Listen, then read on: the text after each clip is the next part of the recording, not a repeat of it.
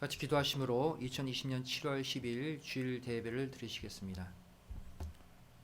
사랑하신 아버지 하나님 감사함을 드립니다. 주를 또 한 주 험난한 이 세상 가운데 지켜주시고 다시 거룩한 주일 이렇게 말씀으로 아버지 함께 정말로 예배로 나아올 수 있도록 은혜 주심에 감사드립니다. 정말로 코로나 사태로 많은 성도들이 고통받고 있습니다. 아버지 하나님께서 영육간 아버지 하나님의 강력한 붙잡아 주심 보호하심의 은혜로 함께해 주시어서 여호와 삼마 에스겔 성전 그 말씀 그대로 아버지 하나님이 어디에 있든 함께 거해 주시는 각 가정이 각 개인이 에스겔 성전이 되는 축복을 허락하여 주시옵소서. 특별히 미국 땅 수많은 감염자가 속출하고 있습니다. 이 미국 땅 아버지 붙들어 주시고 모든 죄악 아버지 하나님 다 회개하고 다시 하나님을 믿는 나라로 회복되게 도와주시어서 이 미국 땅을 통해 또한 아버지 하나님의 구속의 말씀이 힘있게 전파될 수 있도록 아버지 하나님 당신의 긍휼과 은혜를 이 땅에 내려 주시옵소서.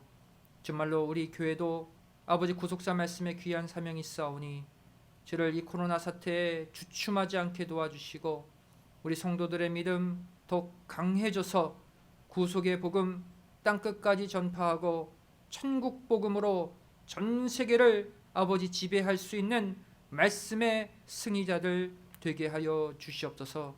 이 시간 말씀 증거합니다. 이 말씀이 각 가정마다 심겨져서 30배, 60배, 100배의 아름다운 생명의 열매 맺게 도와주시고 모든 영육간 고통받는 성도들 이 예배를 통해 회복되어지고 소망 가운데 한 주를 출발하게 도와 주시옵소서. 감사드리오며 사랑 많으신 예수님의 이름으로 간절히 기도드리옵나이다. 아멘. 오늘 생명 양식 마태복음 17장 1절부터 8절까지의 말씀이 되겠습니다.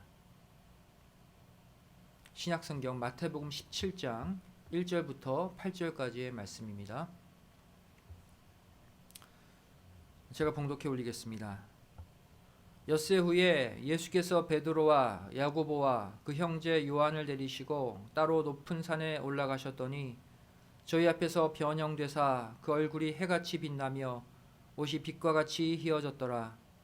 그때 모세와 엘리야가 예수로 더불어 말씀하는 것이 저희에게 보이거늘 베드로가 예수께 여짜와 가로되 주여 우리가 여기 있는 것이 좋사오니 주께서 만일 원하시면 내가 여기서 초막셋을 짓되 하나는 주를 위하여 하나는 모세를 위하여 하나는 엘리야를 위하여 하리이다.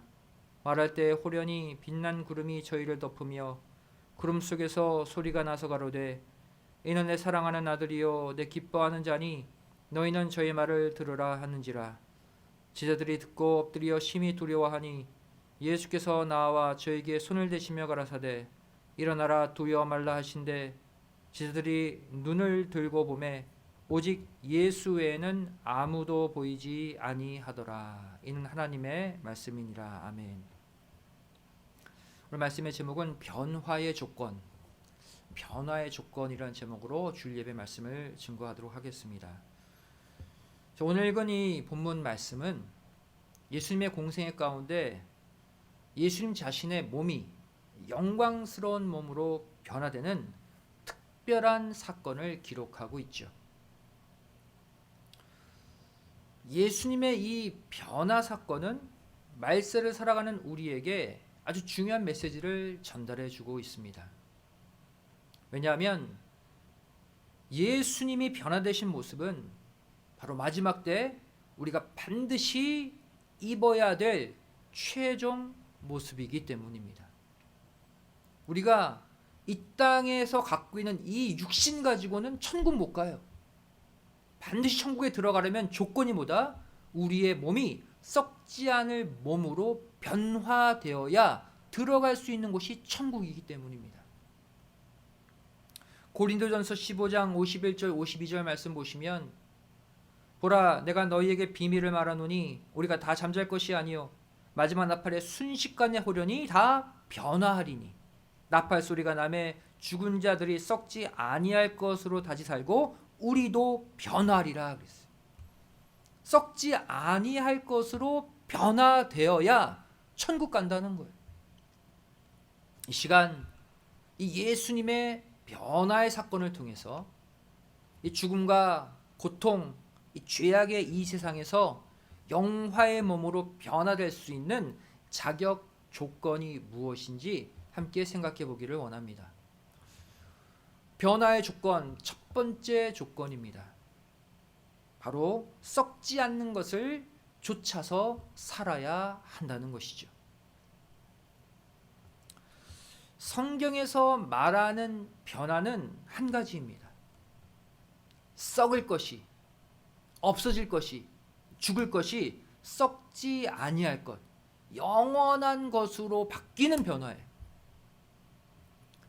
한마디로 더 나은 것으로 바뀌어지는 변화입니다. 더 안 좋은 상태로 바뀌어지는 변질이 아니에요.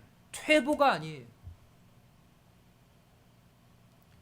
고린도전서 15장 53절 54절 말씀 보시면 우리가 마지막 때 입어야 될 변화를 더 구체적으로 표현하고 있죠.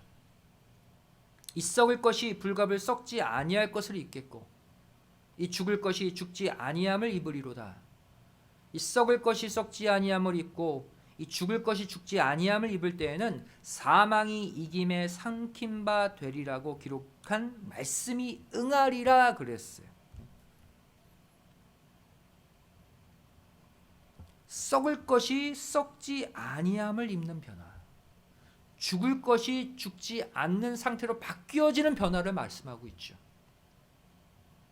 마지막 죽음, 사망을 이기는 변화를 말해요. 결국 저와 여러분의 몸이 썩을 몸에서 썩지 않을 몸으로 변화되려면 어떻게 해야 될까요?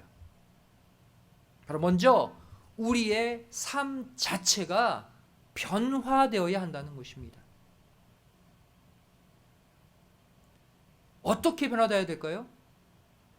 썩는 것을 추구하는 삶에서 썩지 않는 것을 추구하는 삶으로 변화되어야 마지막 진정한 변화를 입을 수 있는 거예요.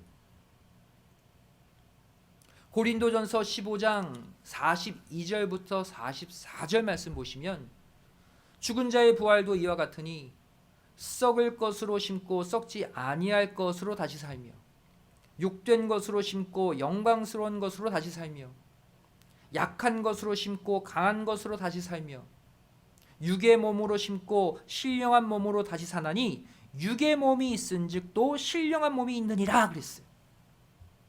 부활의 원리를 설명하고 있죠. 이 부활의 원리를 가만히 보면 우리가 살아야 될 삶의 원리를 그대로 보여주고 있어요. 다시 말해 우리의 삶이 이 구절처럼 부활해야 된다는 거예요. 변화되어야 된다는 거예요. 과거에 썩을 것을 심는 삶을 살았다면 이제는 썩지 않을 것을 추구하는 삶으로 다시 살라는 거예요.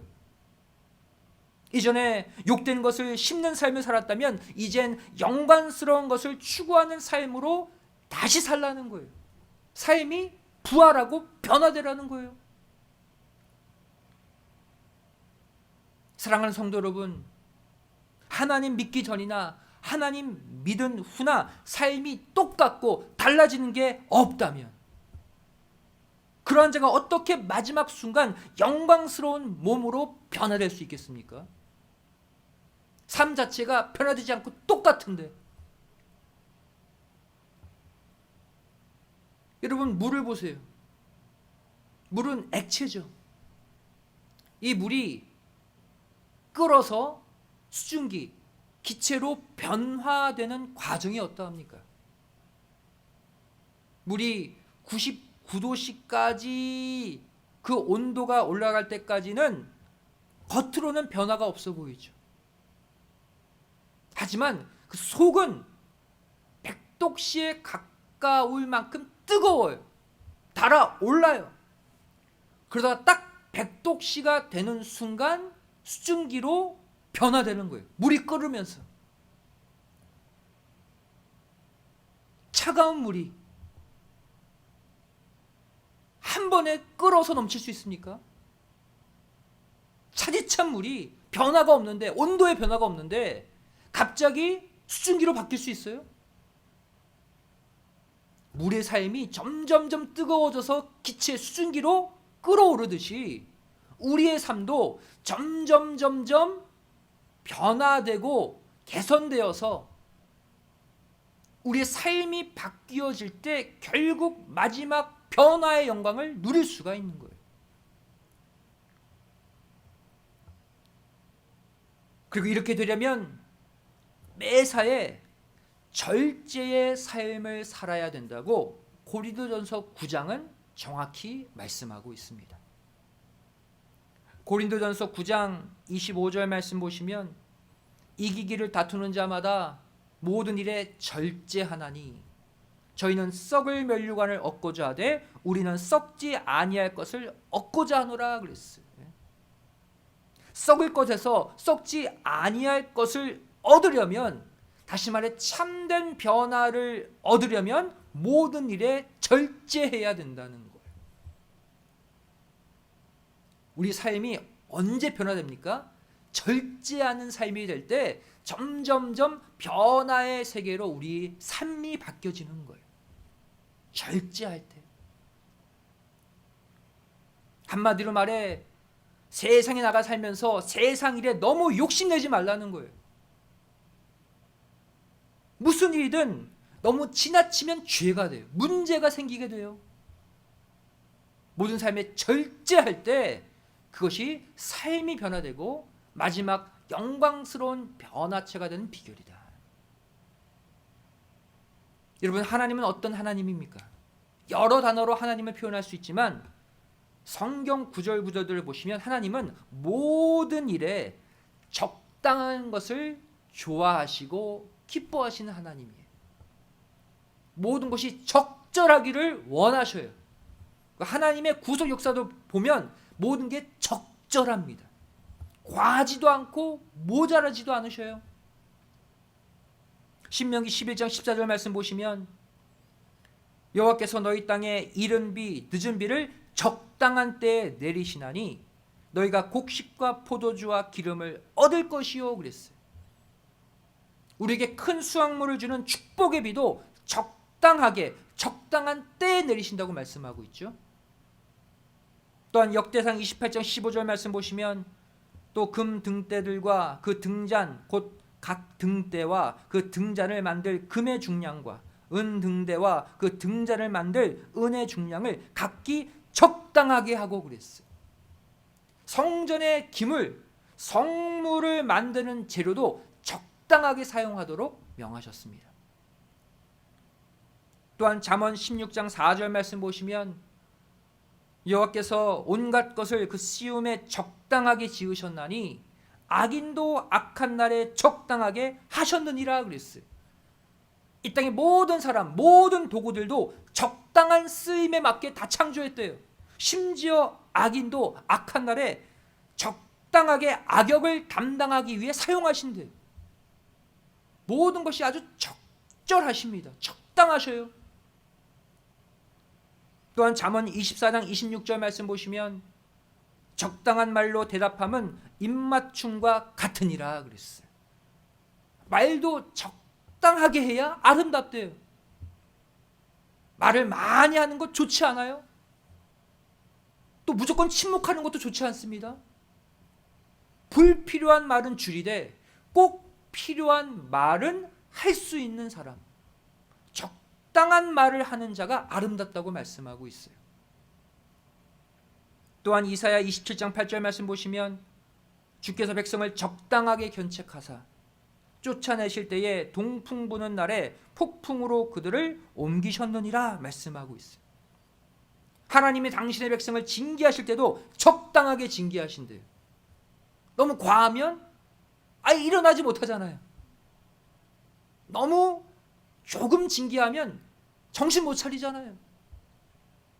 적당하게 징계하세요. 딱 돌이키고 회개하고 하나님께 돌아올 만큼 징계하신대요. 또한 이사야 28장 26절 말씀 보시면 이는 그의 하나님이 그에게 적당한 방법으로 보이사 가르치셨음이며 그랬어요. 인생에게 지혜를 가르칠 때도 적당하게 주신대. 너무 과하면 사람이 교만해지잖아요. 너무 지혜를 안 주시면 사람이 미련하게 망하잖아요. 죄 가운데. 적당하게 지혜를 가르쳐 주신다. 또한 고린도전서 14장 40절 말씀 보시면 이 모든 말씀의 결론이죠.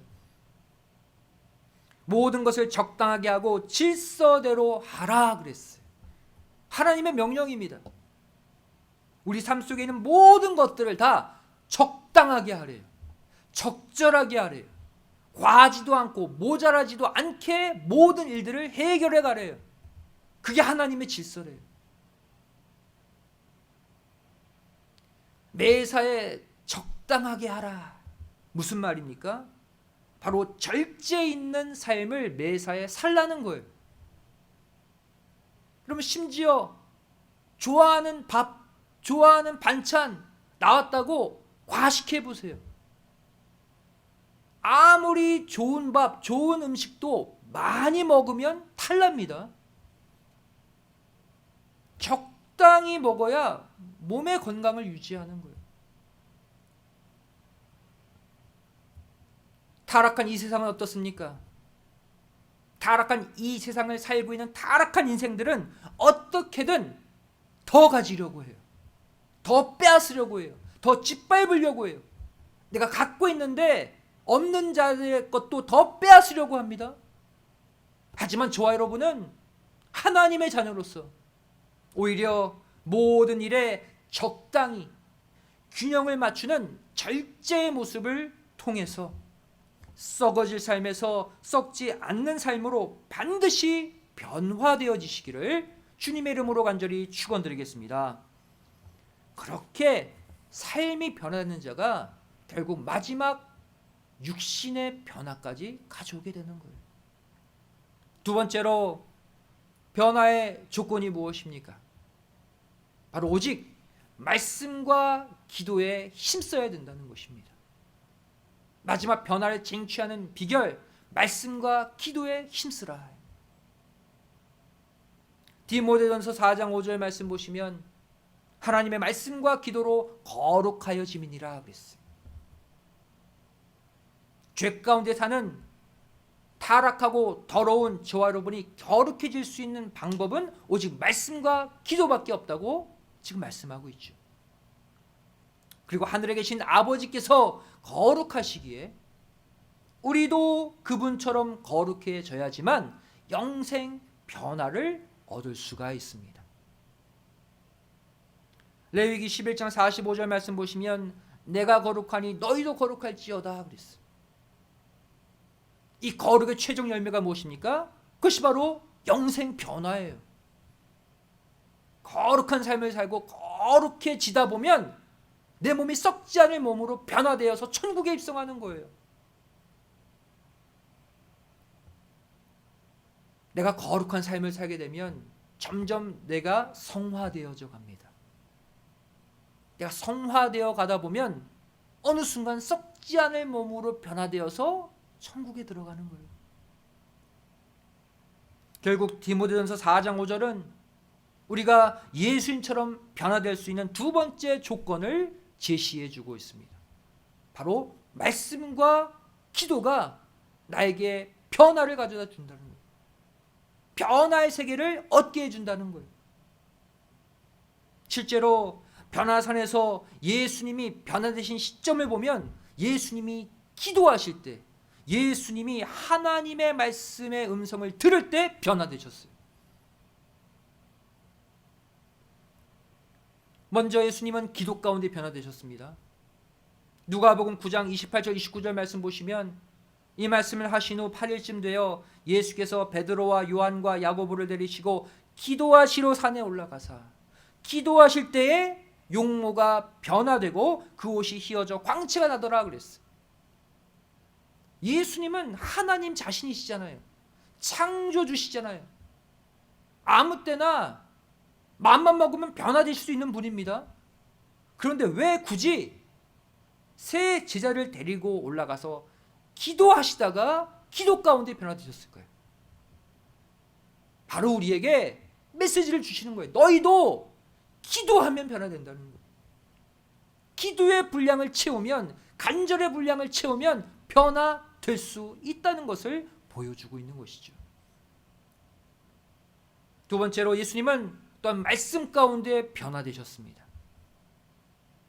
누가복음 9장 35절 말씀 보시면 구름 속에서 소리가 나서 가로되 이는 나의 아들 곧 택함을 받은 자니 너희는 저의 말을 들으라 그랬어요. 예수님이 변화되시는 그 시점에서 하늘에서 음성이 들렸어요. 다시 말해 예수님은 하나님의 말씀 가운데 변화되신 거예요. 예수님은 특별히 당신의 3년 공생의 가운데 그 공생의 시작과 중반과 마지막 순간에 하늘로부터 성부 하나님의 공식적 음성을 들으셨습니다. 딱 보면 공생의 시작과 중반과 마침 딱 3번 공식적으로 하나님의 음성을 들으셨어요.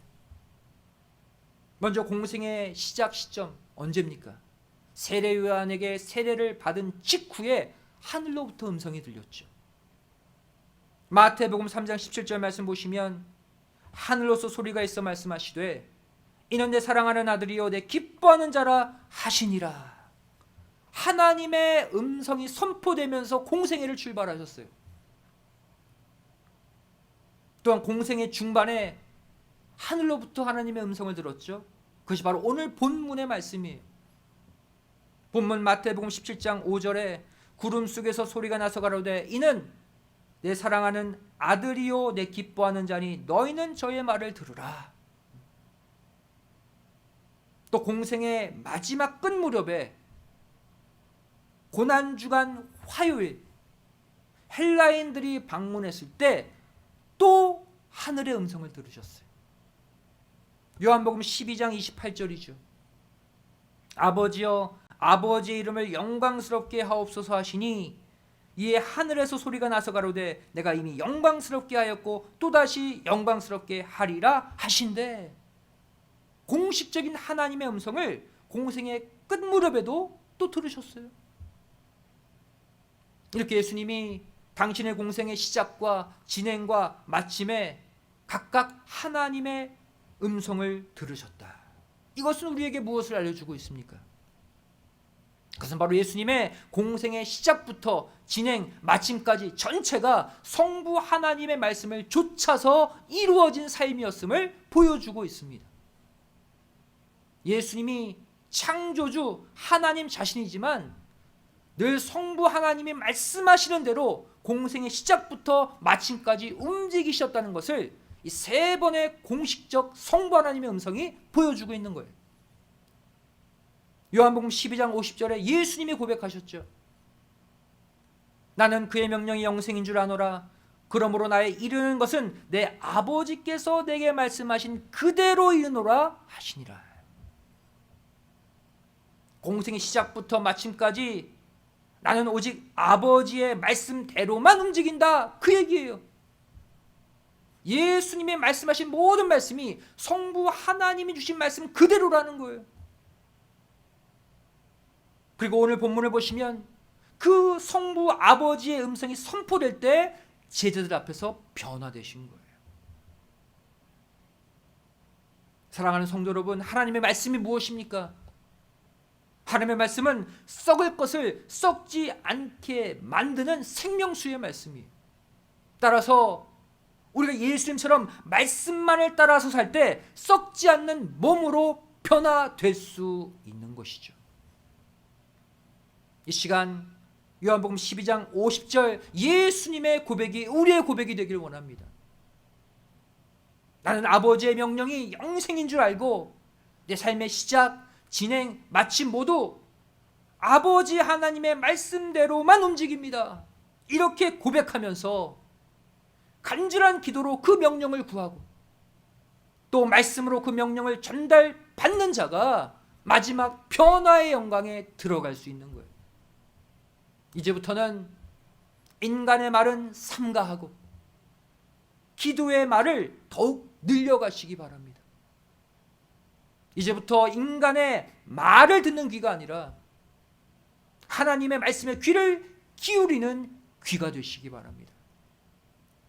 이렇게 오직 말씀과 기도로 날마다 각자의 거룩을 회복해 나가시는 가운데 마지막 나팔 소리에 홀연히 변화되는 영생 변화의 주인공들이 다 되시기를 주님의 이름으로 간절히 축원드리겠습니다.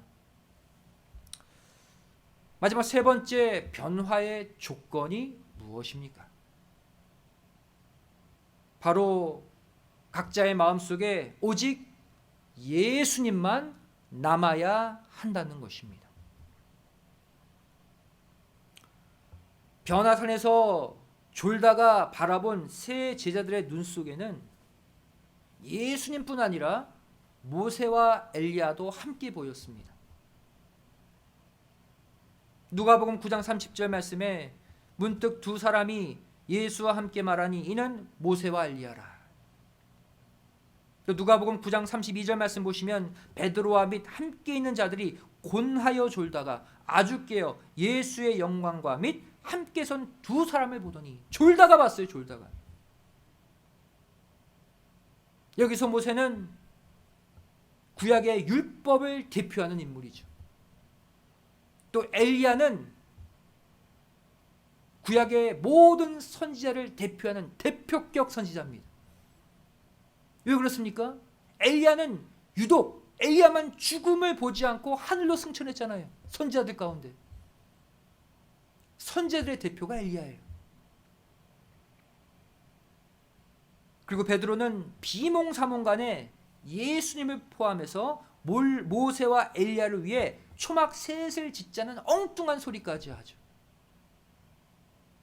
누가복음 9장 33절에 두 사람이 떠날 때에 베드로가 예수께 여짜오되 주여 우리가 여기 있는 것이 좋사오니 우리가 초막셋을 짓되 하나는 주를 위하여 하나는 모세를 위하여 하나는 엘리야를 위하여 하사이다 하되 자기 하는 말을 자기도 알지 못하더라.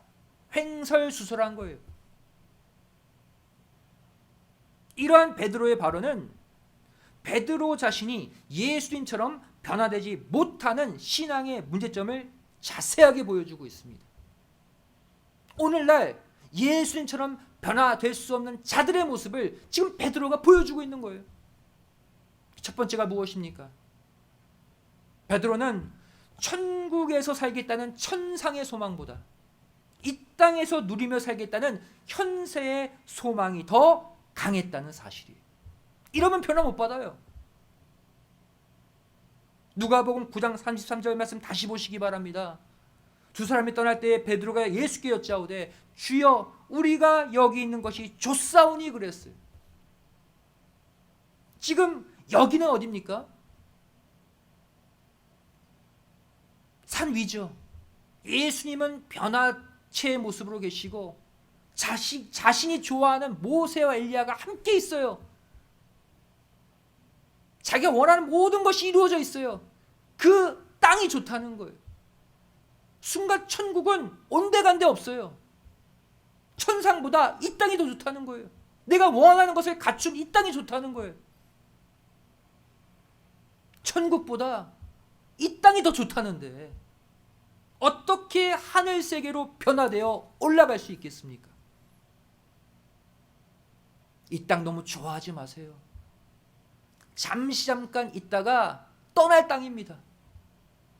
이 땅을 좋아하면 이 땅에 묻혀서 끝나는 거예요. 저 여러분 모두 아무리 화려한 조건, 아무리 내 자신을 만족시키는 이 땅의 삶 가운데 있다 할지라도 천국, 내 변화 영생을 줄 수 있는 천국만을 바라보시면서 반드시 변화 영생의 세계로 점점 나아가시기를 주님의 이름으로 축원드리겠습니다. 두 번째로 베드로는 예수님을 최우선으로 여기지 않고 벗어버려야 될 과거에 얽매여 있었습니다. 그러면 변화 못 받아요.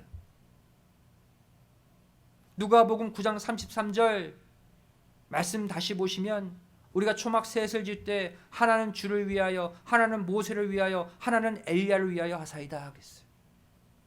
왜 갑자기 초막 셋을 짓자고 그랬을까요? 지으려면 예수님 초막만 짓든지. 한마디로 지금 베드로의 마음 가운데 예수님뿐 아니라 모세와 엘리야도 함께 있다는 거예요. 베드로는 지금 구약의 인물에 불과한, 예수님과 비교해 볼 때 먼지만도 못한 이 땅의 인간 모세와 엘리야를 예수님과 함께 묶어서 동등하게 여기고 있다는 거예요. 예수님도 좋지만 모세도 똑같이 좋다는 거예요. 엘리야도 똑같이 좋다는 거예요. 셋 다 나에게는 동등한 초막이라는 거예요.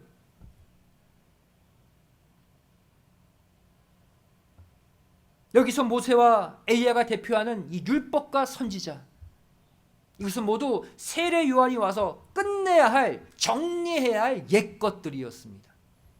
예수님이 오시면 사라져야 될 것들이에요. 마태복음 11장 13절 말씀 보시면 모든 선지자와 및 율법에 예언한 것이 요한까지니 그랬어요. 세례 요한까지. 그 이후 예수님 시대에는 더 이상 선지와 율법이 의미가 없어요. 왜? 그 주인공 예수님이 오셨기 때문에 예수님만 붙잡으면 되거든요. 또한 이 불완전한 구약적 요소들, 이 모든 것들을 정리하고 완성하러 오신 분이 예수님이라고 성경은 말씀하고 있어요. 마태복음 5장 17절 말씀 보시면 내가 율법이나 선지자나 폐하러 온 줄로 생각지 말라. 폐하러 온 것이 아니요 완전케 하려 함이로라. 무슨 말씀입니까? 예수님이 오시면 더 이상 모세의 율법, 엘리야의 선지자, 이 불완전한 것들 필요가 없다는 거예요. 예수님이 완성자로 오셨기 때문에 예수님만 붙잡으면 모든 것이 채워진다는 거예요. 여기서 우리가 썩지 않을 몸으로 변화될 수 있는 마지막 까다로운 조건을 발견하게 됩니다. 그것은 바로 우리의 마음속에 변화의 주체가 되시는 예수님 외에 다른 것이 남아 있어서는 안 된다는 것입니다. 비록 그것이 모세, 엘리야처럼 과거에 내 신앙에 도움을 줬던 것이라 할지라도 예수님 앞에서는 다 치우고 예수님만이 내 안에 남아 있어야 된다는 거예요. 지금 저와 여러분 안에 예수님이라는 초막 외에 다른 초막들이 쳐져 있지는 않습니까? 물질의 초막, 명예의 초막, 내 자존심의 초막, 세상 것에 욕심내는 초막, 또 내가 했던 모든 헌신의 그 순간들, 나를 교만하게 하고 나를 세우는 이 땅의 모든 것들, 내가 좋아하는 것들, 그 초막들과 예수님을 함께 마음에 두고 있지는 않습니까? 이런 것들이 예수님 옆에 함께 쳐져 있으면 결국 그것들이 내 발목을 잡아서 변화의 길로 나아가지 못하게 하는 거예요. 그렇다면 베드로의 마음속에 왜 예수님 외에 모세와 엘리야까지 들어오게 되었을까요? 바로 누가복음 9장 32절을 말씀하고 있습니다. 베드로와 및 함께 있는 자들이 곤하여 졸다가 아주 깨어 예수의 영광과 및 함께 선 두 사람을 보더니, 영광스러운 몸은 예수님뿐이에요. 나머지는 그냥 두 사람에 불과해요. 근데 왜 예수님의 영광만 봐야 될 베드로가 옆에 서 있는 두 사람 모세와 엘리야도 함께 바라봤을까요? 곤하여 졸다가 그랬다는 거예요. 영적으로 깨어있지 못하고 졸고 있었기 때문이라는 거예요.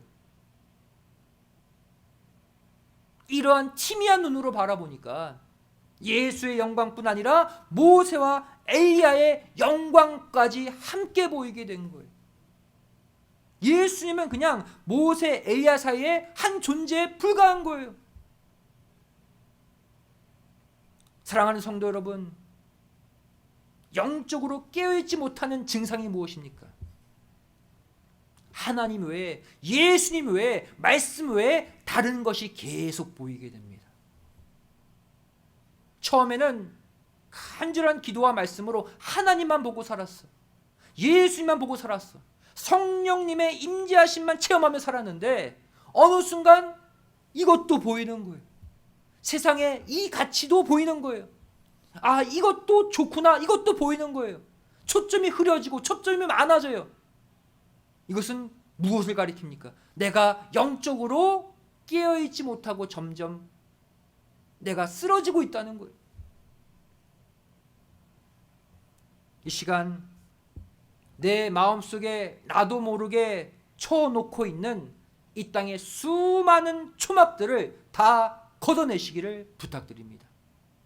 그리고 변화 영생의 주체이신 예수님만을 내 마음 중심에 모셔 놓으시기 바랍니다. 아무리 세상이 점점 복잡해져 간다 할지라도 초점은 하나여야 돼요. 내가 아무리 교회 일 외에 신앙의 일 외에 세상에서 하는 일이 많다 할지라도 내 마음 중심은 한 곳을 바라보고 있어야 돼요. 그것이 무엇입니까? 오직 예수. 이렇게 내 안에 오직 예수만 남는 삶, 초점이 하나인 삶으로 말미암아 모두가 썩을 몸으로 이 땅에 주저앉아 있을 때 저 여러분 모두 썩지 않을 영생의 몸으로 반드시 변화되어지시기를 주님의 이름으로 간절히 축원드리겠습니다. 말씀의 결론을 맺습니다. 이상의 내용에서 저 여러분은 우리가 변화를 얻기 위해 세 가지 조건을 만족시켜야 한다고 말씀을 드렸죠. 첫 번째 조건이 무엇입니까? 썩지 않을 것을 좇아서 사는 삶이 되어야 한다. 삶이 그렇게 변화될 때 결국 내가 영육간 다 변화될 수 있다는 말씀드렸죠. 두 번째가 무엇입니까? 말씀과 기도로 성화된 삶을 살아야 한다. 마지막 세 번째 변화의 조건이 무엇입니까? 마음속에 오직 예수님만 남고 다른 것들은 다 없애야 한다.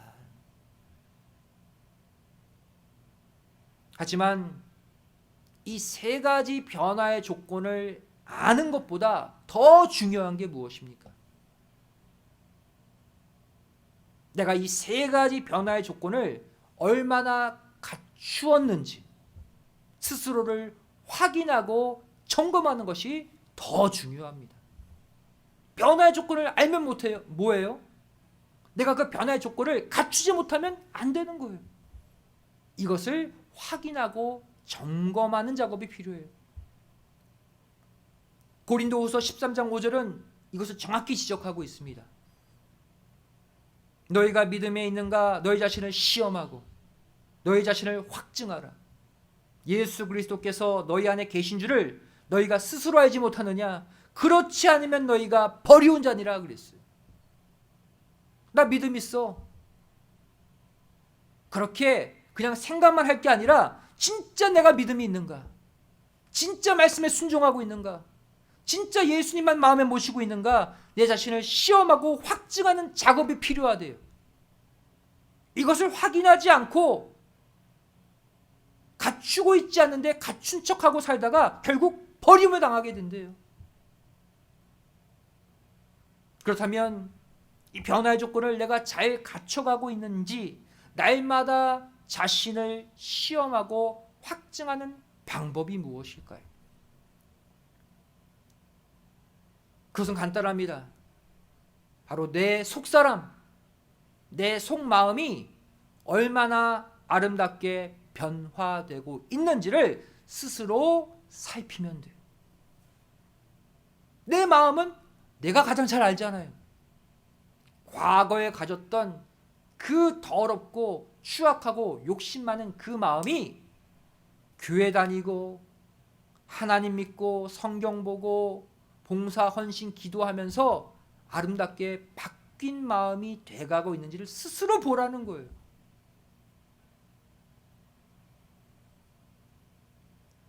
이렇게 내 속 마음의 변화를 꼼꼼히 살피는 게 왜 중요할까요?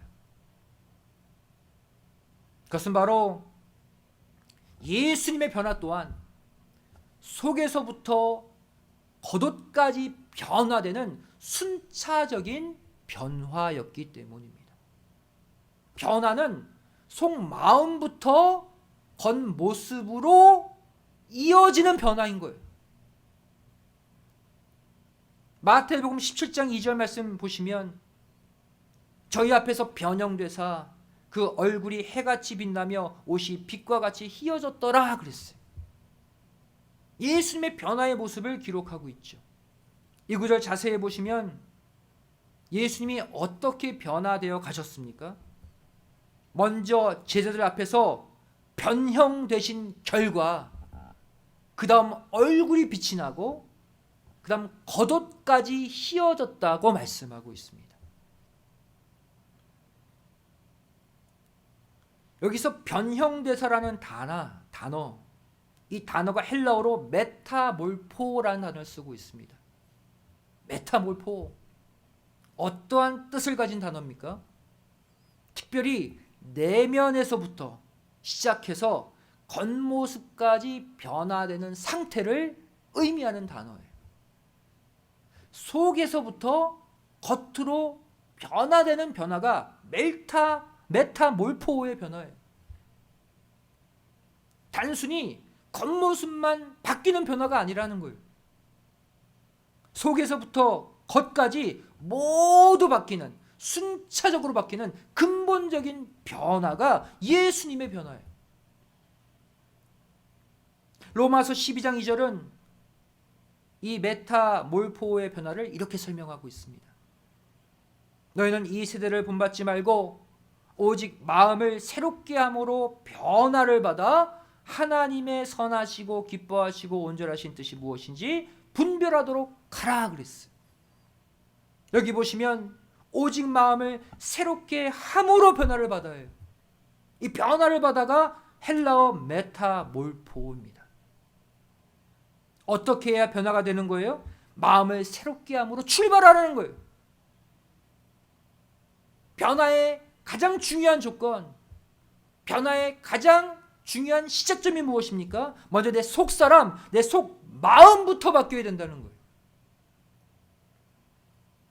내 겉모습이, 내 삶이, 내 태도가 아무리 바뀌어도 그것은 변화의 시작도 못하는 거예요. 마음부터 바뀌어야 돼요. 마음부터 바뀌어서 내 삶까지 바뀌어지는 이 바뀜이 진정한 변화의 모습이라는 거예요. 그리고 더 나아가서 하늘 아버지의 뜻이 무엇인지 올바로 분별해 낼 수 있는 수준까지 내 마음이 바뀌어야 돼요. 단순히 나 이제 새롭게 마음 먹고 하나님 일에 충성할 거야, 기분만 바뀌면 안 돼요. 정말로 새로워진 메타몰포의 마음 변화는 뭐냐? 선하시고 기뻐하시고 온전하신 뜻이 무엇인지 분별할 수 있는 마음까지 변화되는 마음이에요. 내 감정에 치우친 마음이 아니라 내 감정과 상관없이 아버지의 뜻은 이것이 아닌데, 아버지 하나님의 선하신 뜻은 이것인데, 내가 예전에는 내 뜻대로 사는 마음이었다면 이제는 매사에 아버지의 뜻은 무엇인지 그 온전한 뜻을 분별하는 마음으로 바뀌는 것이 진정한 마음의 새로운 변화, 메타몰포의 변화라는 거예요. 이 시간 한번 저와 여러분의 마음을 각자가 살펴보기를 원합니다. 지금 우리의 마음은 날마다 하나님의 뜻을 분별하는 방향으로 새롭게 변화되어 가고 있습니까? 아니면 예전과 똑같이 날마다 오히려 그 마음이 변치 않고 딱딱하게 굳어져 가고 있습니까?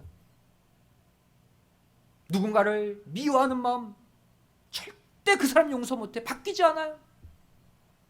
불평하는 마음 바뀌지 않아요.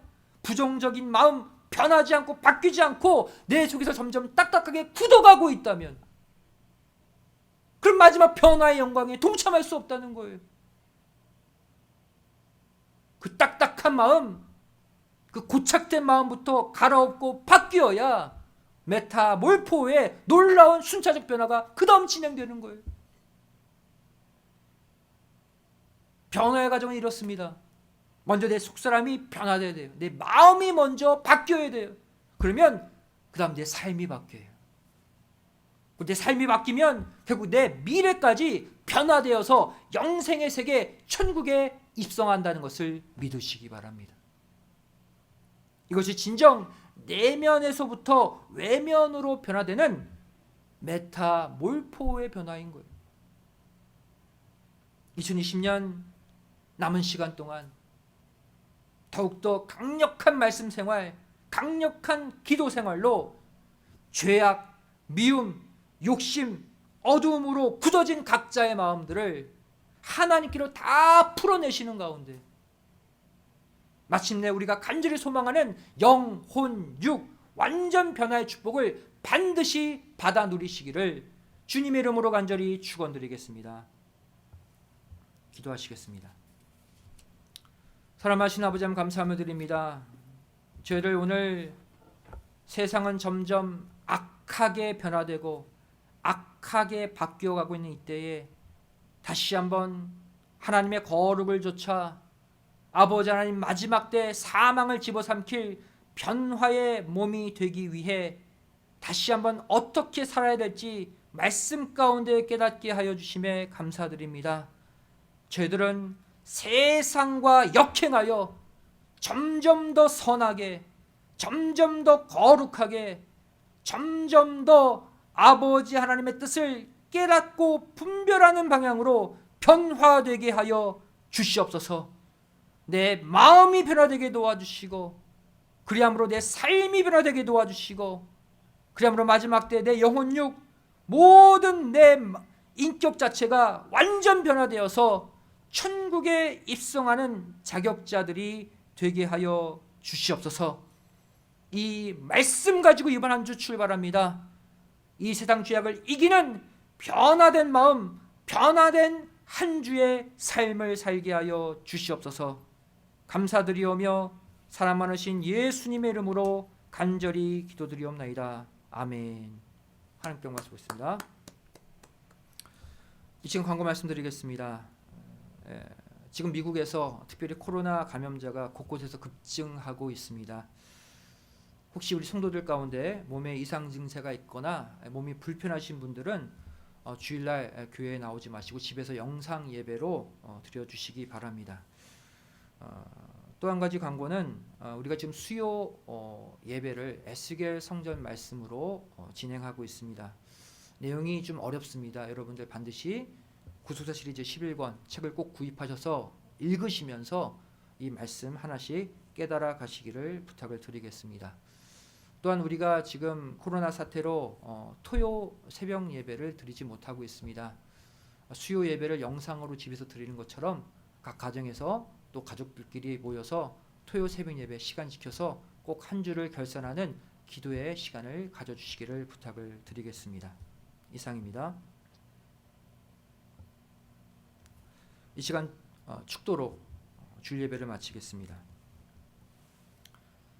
이제는 우리 주 예수 그리스도의 하나님의 은혜와 아버지 하나님의 만극하신 사랑하심과 성령님의 감화 감동 내주 충만하심의 역사하심이 이곳에 머리 숙여 타락한 세상 사람들이 변질되어 갈 때 더욱더 거룩한 삶으로 거룩한 마음으로 영혼육 완전 변화의 세계로 전진하기를 소원하는 우리 믿음의 성도들 머리 위에 가정과 직장, 사업체 위에 교회 위에 이 나라 이 민족 위에 이제로부터 영원까지 함께 있을지어다.